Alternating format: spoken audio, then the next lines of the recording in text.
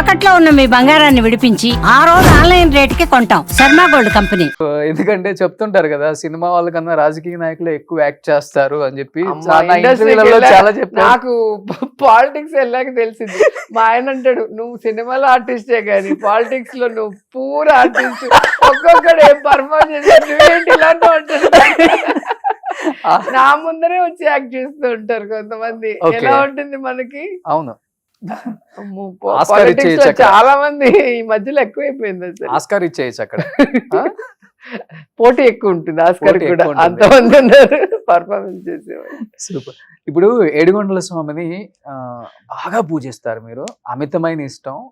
అసలు నాకు తెలిసి లాస్ట్ 5 years లో మీరు చేసుకున్న దర్శనాలు ఎవరు చేసుకుని ఉండరు, అంతగా వెంకటేశ్వర ఇష్టపడతారు. స్వామి, శివుడు కూడా ఎక్కువ దాన్ని వెళ్తాను. కొంతమంది పాజిటివ్ గా చూస్తారు, కొంతమంది నెగిటివ్ గా చూస్తారు. ఇన్నిసార్లు దైవ దర్శనం కేవలం డబ్బు కోసమే, ఆ దర్శనాల పేరుతో డబ్బులు లూటీ చేసేసారు అండ్ జనాల దగ్గర నుంచి లాగేశారు, దేవుడి పేరు చెప్పుకొని సొమ్ము గుంజేసుకొని దాచిపెట్టేసుకుంది రోజా అన్న కామెంట్స్ మీరు వినే ఉంటారు. దానికి ఏం చెప్తారు రోజా గారు? దేవుడే చూసుకుంటాడు. లడ్డు వివాదం తర్వాత ఇది బయటకు వచ్చింది, ఇది కూడా ఫస్ట్ ఫస్ట్ నుంచి నుంచి ఛానల్లో అదే పనిలో ఉంటాయి. దేవుడు దర్శనానికి వస్తే కూడా వాళ్ళకి కడుపు మంట, దానివల్ల ఇలా అంటారు. కానీ నేను ఒకటే చెప్పగలను, ఎవరైనా దేవుడి సొమ్ము తింటే దేవుడు చూస్తాడు వాళ్ళు. అవును. ఎవరు కూడా దేవుడిని మోసం చేయలేరు కదా. అట్లాగే ఒక ఆడపిల్లని అన్యాయంగా మాట్లాడితే కూడా దేవుడు వాళ్ళని చూసుకుంటాడు. అయినా కూడా సినిమా ఇది బ్లాక్ లో సినిమా టికెట్లు అమ్ముకున్నట్టు కొండ మీద టికెట్లు ఎవరైనా అమ్ముకుంటారా? వీటినే నీచంగా చూస్తాం, ఇంకా దేవుడి దగ్గర ఉన్నది. కాబట్టి ఒక మనిషిని బ్యాడ్ చేయడానికి ఏం చెప్పాలో కూడా అర్థం కాని పరిస్థితిలో నా శత్రువులు ఉన్నారు. ఏం చెప్పాలో అంటే ఏ విధంగా ఈమె మీద నింద వేసి జనాల్ని కన్విన్స్ చేయాలి, నమ్మించాలి అనే దాంట్లో ఎంత దిగజారిపోతున్నారో అనేది ఈ విషయంలోనే మీకు అర్థమవుతుంది. ఎందుకంటే ఒక్క తిరుమలకే కాదు, నేను వారణాసికి వెళ్తాను, ఉజ్జయినికి వెళ్తాను, అన్ని దేవుళ్ళ దగ్గరికి వెళ్తాను. మరి అక్కడ ఎందుకు టికెట్లు అమ్ముకోవట్లే, ఇక్కడ అమ్ముకునేదాన్ని అయితే? అంటే భగవంతుడి మీద భక్తి ఉన్నా కూడా వీళ్ళకి బాధే. దాన్ని కూడా నెగిటివ్ చేయడానికి ఎంత దిగజారిపోతున్నారో మీరు ఒకసారి ఆలోచించుకోవాలి. అండ్ రెండవది, అది ఒక నమ్మకం. నేను ఎప్పుడు కూడా దేవుడి దగ్గరికి పోయేది ఎందుకంటే నాకు ఇది కావాలని అడగను.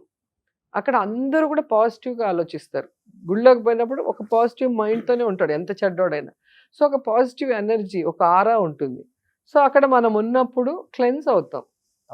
మనకున్న ప్రెషర్స్ కానీ స్ట్రెస్ కానీ ఇవన్నీ పోయి మళ్ళీ మనం ఈ సమాజంలో ఫైట్ చేయాలి అంటే మనకు ఒక ఎనర్జీ కావాలి కదా. సో ఆ ఎనర్జీ గెయినింగ్ కోసమే మనం టెంపుల్కి వెళ్తాం. అంతేగాని టికెట్లు అమ్ముకోవడానికి ఎవడైనా టెంపుల్కి వెళ్తున్నాడు అని చెప్పాడు అంటే ఇంకా వాడిని ఆ భగవంతుడే కాపాడాలి. సో ఇప్పుడు నగర ప్రజలు హద్దుకున్నారా మళ్ళీ? అక్కడే ఎందుకంటే ఉన్నాను మీ నేను. పార్టీ వాళ్ళే ఎక్కువ మిమ్మల్ని ఇబ్బంది పార్టీ పెట్టి వాళ్ళు కాదు. మొన్న ఎలక్షన్స్ లో మీరు ఓడిపోవడానికి హాఫ్ ఆఫ్ ద రీజనే వైసీపీ పార్టీ లోకల్ నాయకులు అనే టాక్ అయితే గట్టిగా నడిచింది. ఉంటుంది, అదే అంటున్నాను కదా. మేము అధికారంలో కర్ణుడికి- ఉన్నప్పుడు 175 నియోజకవర్గాల్లో ఒక్క నగిరి ప్రాబ్లమాటిక్, నగిరిలో మాత్రమే ఏదో జరుగుతుంది అన్నట్టు చూపించారు. కానీ ఇప్పుడు చూసాం కదా అన్ని బయటకు వస్తాయి. మీకైతే కాబట్టి- టికెట్ రానివ్వకుండా చాలా మంది మీ పార్టీ వాళ్ళే ఆ? అదే కదా పాలిట్రిక్స్ అంటారు కదా. పాలిటిక్స్ లో పవర్ గేమ్ ఉంటుంది ఎప్పుడు కూడా. ఎవరైనా బలమైన వాళ్ళని ఎలా అడ్డు తొలగించుకోవాలా అనేది ఏ పార్టీలోనే ఉంటుంది. అది మా పార్టీ అంటే మీ పార్టీ అని మీ ఉండదు. జిల్లా నాయకులు చేశారంటారా, లేకపోతే ఎవరైనా స్టేట్ చేయొచ్చు. మీద ఉందంటారా ఎవరైనా గట్టి ప్రభావం మీ చేయొచ్చు. మీద? ఇప్పుడు టీడీపీలో నేను ఉన్నప్పుడు, నేను ఎమ్మెల్యేగా గెలిస్తే అప్పుడు చంద్రబాబు నాయుడు గారికి నా మీద ఉన్న నమ్మకం, నేను కంబైన్డ్ స్టేట్ లో తిరిగా కదా, ఆయన సీఎం అయ్యారు 98 లో. అవును. సో ఆయన నాకు ఎక్కడ పెద్ద పదవి ఇచ్చేస్తాడో, అప్పుడే మంత్రి ఇచ్చేసి నేను ఎక్కడో ఎదిగిపోతానన్న భయం ఉండేది వాళ్ళకి. ఓకే. సో దాంతో నన్ను ఓడిచ్చేస్తే అసలు అడ్డమే లేదు కదా అనుకున్నారు. సో అది ఎక్కడైనా ఉంటుంది పవర్ గేమ్ అనేది. ఓకే. ఎప్పుడు కూడా జూనియర్స్ దాటిపోవాలి అంటే కొంచెం కష్టం ఉంటుంది. ఇప్పుడు నేను కూడా సీనియర్ అయిపోయా కాబట్టి ఆ ఈసారి ప్రాబ్లం గెలిస్తే చిత్తూరు జిల్లాకి మీరే బలమైన నాయకురాలు అవుతారా? అట్లెందుకు, చాలా మంది ఉన్నారు సీనియర్ నాయకులు. ఎవరున్నారు? పెద్దిరెడ్డి గారు ఒక్కలే కదా? పెద్దిరెడ్డి గారు ఉన్నారు, నారాయణ స్వామి గారు ఉన్నారు, కరుణాకర్ రెడ్డి గారు ఉన్నారు. వీళ్ళందరినీ దాటి జగన్ దాకా వెళ్ళి ఏదైనా సమస్యని చెప్పే అంత చనువు రోజాకు ఉంది. కొంత అనగదొక్కాలనే ప్రయత్నం జరగలేదా మొన్న ఎలక్షన్స్ లో? నిజంగా చెప్పండి. మీరేంటండి, ఏ పార్టీలో అయినా కూడా, నేననే కాదు ఎవరైనా కూడా పవర్ గేమ్ లో వచ్చి నేనే టాప్ లో ఉండాలి, నేనే సీఎం కి దగ్గరగా ఉండాలి అనేది ఎప్పుడు జరుగుతుంటుంది. అది ఒక రన్నింగ్ రేస్. పులి మీద సవారీ అంటారు కదా, దిగితే మనం తినేస్తుంది, మనం సవారీ చేస్తూనే పరిగెత్తుండాలి. వితౌట్ అపాయింట్మెంట్ వెళ్ళే అంత చనువు ఉంది సీఎం గారి దగ్గరికి, రోజా గారికి. చంద్రబాబు నాయుడు దగ్గర అయినా వితౌట్ అపాయింట్మెంటే వెళ్ళాను నేను ఉన్నంత వరకు కూడా. ఓకే. ఎందుకంటే నేను ఎప్పుడు ఏ అబ్లిగేషన్ పెట్టుకోను, నా పర్సనల్ అబ్లిగేషన్.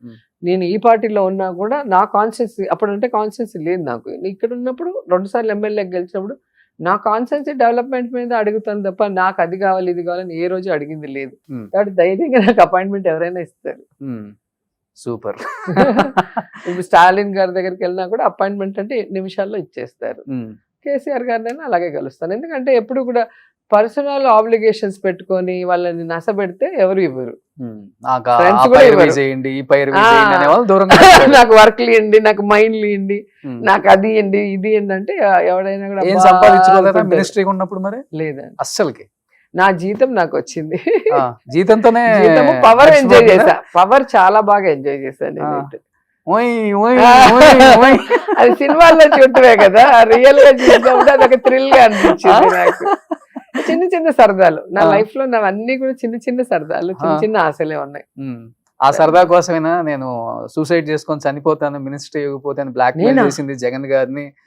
అసలు లిస్ట్ లో లేని పేరు ఇంకొక 5 నిమిషాల్లో అనౌన్స్ చేసే ముందు ఎమోషనల్ బ్లాక్ మెయిల్ తో ఆర్కే రోజా అని ఏదో ఒక శాఖ ఇచ్చేయండి రా బాబు, ఎందుకు ఇవ్వాలా? ఎప్పుడూ లేదు.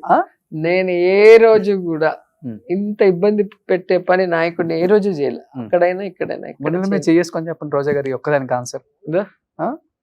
అలా ఫస్ట్ టైం ఇవ్వనప్పుడే వెళ్ళిపోయింది. చనిపోతానన్నా మినిస్ట్రీ పోతే ఫస్ట్ టైం ఇవ్వనప్పుడే వెళ్ళిపోయి ఉండాలి.